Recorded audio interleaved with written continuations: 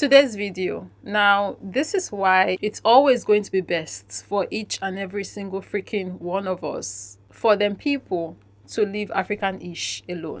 Because what the F is this? Ubuntu means white people cannot have Ubuntu. And that means white people are not human.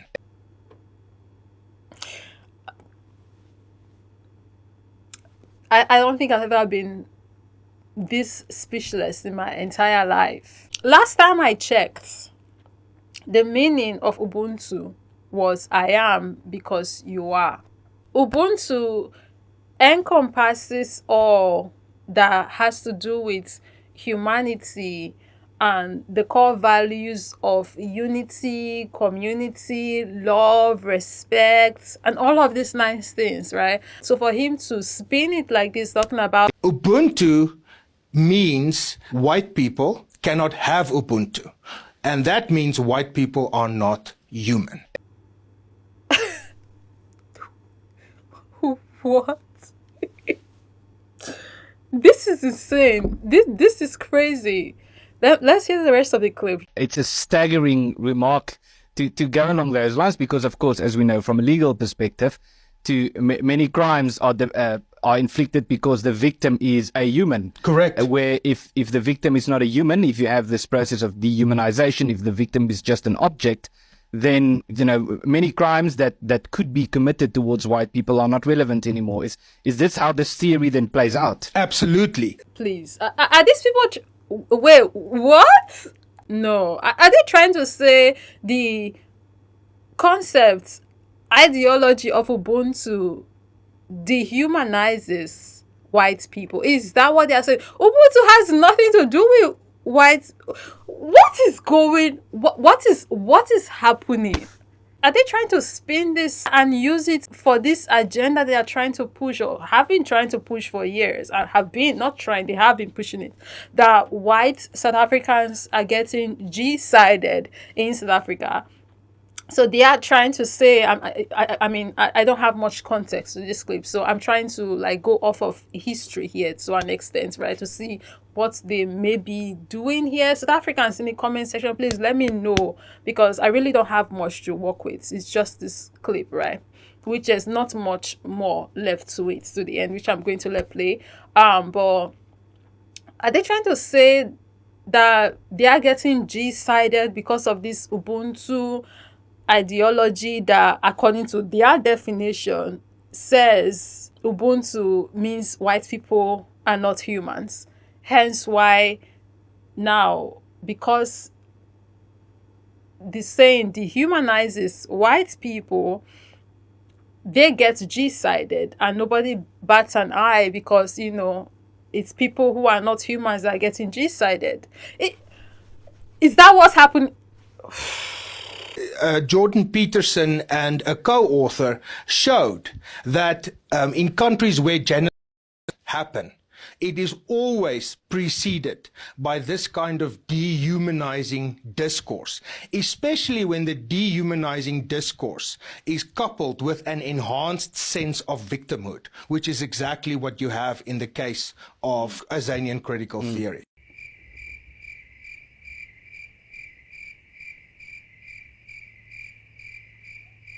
You know what's crazy, guys, is how now they are trying to play this victim game of, they are trying to strip our humanity away. They are dehumanizing us with their Ubuntu ideology.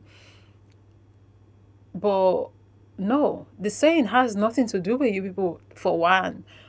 Secondly, that's you people's way of operating. Not African people. Last time I checked, it wasn't African people that was going around telling people how they are 3/5 of men. It wasn't African people that were going around doing this science, weird science, pseudoscience, comparing skulls, trying to determine who is more human based off of the shape of skulls, or who is a better human or more superior, whatever, based off of the shape of skulls. It wasn't African people that were going around trying to prove with their science that some other groups of people were not fully human or really human because they had Neanderthal DNA, only for them to find out that actually it's them, the ones that were doing the science, trying to prove that some other people had the Neanderthal DNA that actually had it. And then they turn around to want to now try and prove and talk about how, oh, Neanderthals were actually superior creatures because now they had it. Crazy the way these people operate. So I just find it crazy how after all of those ways of them people operating that we've seen in the past couple of 100 years, right, of them actually trying to assert themselves as the only true human while dehumanizing literally every other groups of people. It's just very interesting how they are the ones who are now wanting to scream victim and talking about how they are getting dehumanized by saying that has absolutely nothing to do with them. Anyways, so I was doing a bit more search into this on TikTok to see what more I'll find, and I came by some South Africans who reacted to this clip. Let's listen to what they have to say. Ubuntu means white people cannot have Ubuntu, and that means white people are not human. That is correct. White people cannot have Ubuntu. And that's not our fault. That's your fault. White people lost their humanity a long time ago.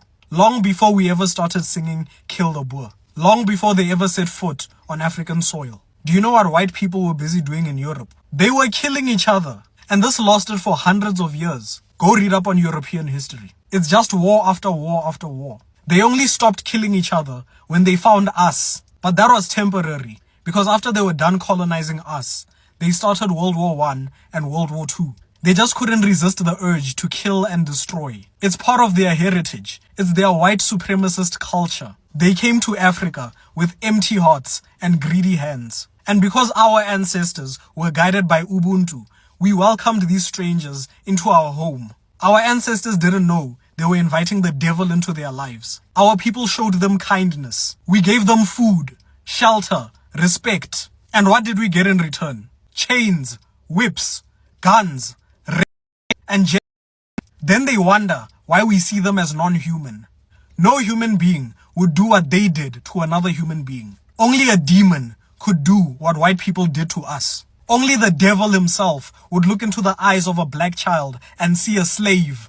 You dehumanized us first. You dehumanized us for hundreds of years. White people are experts at dehumanizing anybody that doesn't look like them.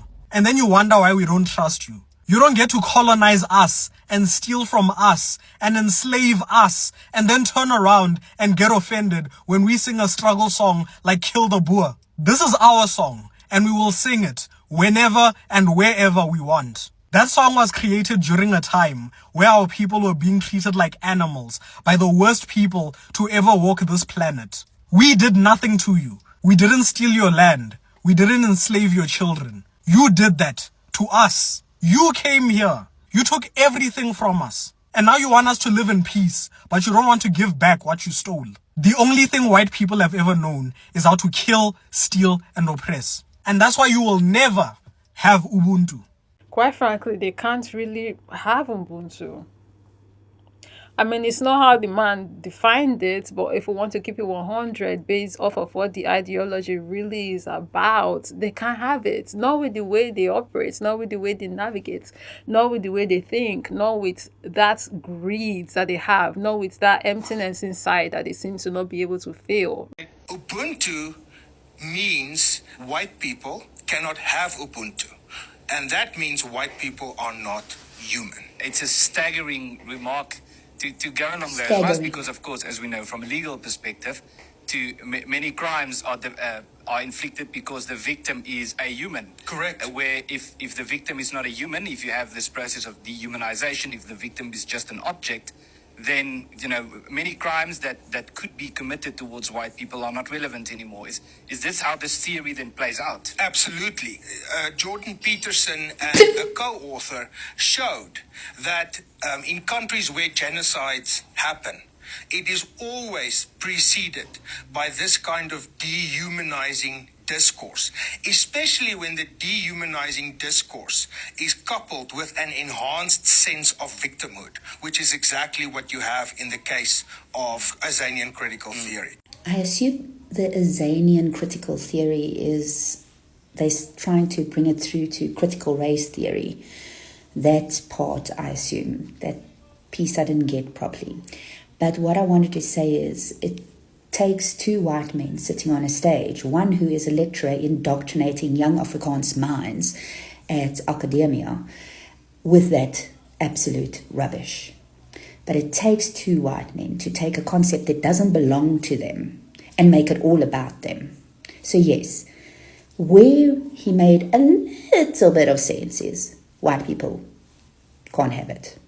Why? Because of the way we are brought up, our socialization. It's very individualistic. For instance, what these idiots did was take a concept that doesn't belong to them and twist it to make it about white people, where it's got nothing to do with white people.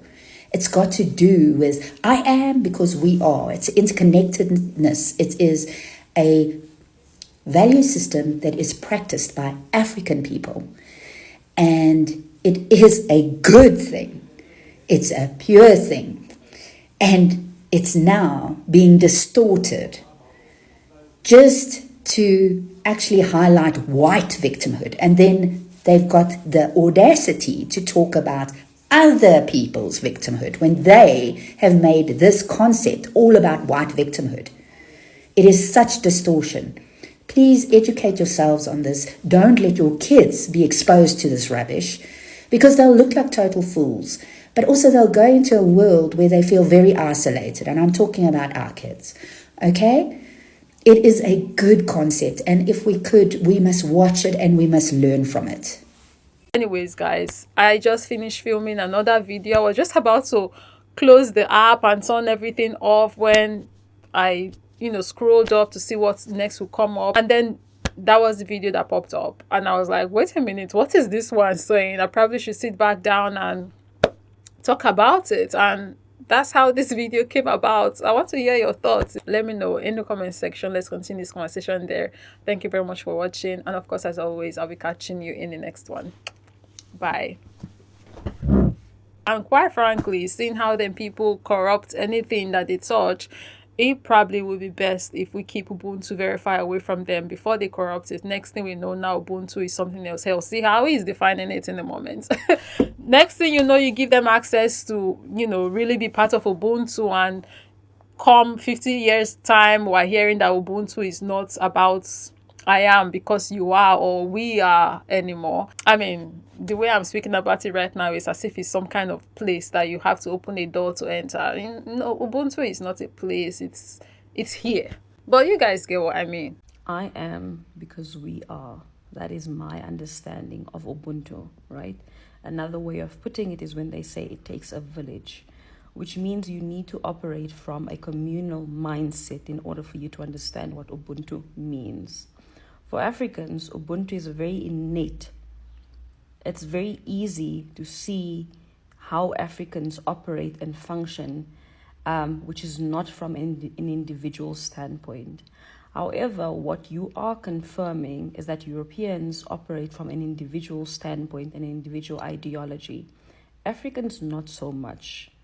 So that goes down to European history, which really has nothing to do with Ubuntu, because Ubuntu is practiced globally. However, your idea of it says a lot more about your history than it says about Ubuntu.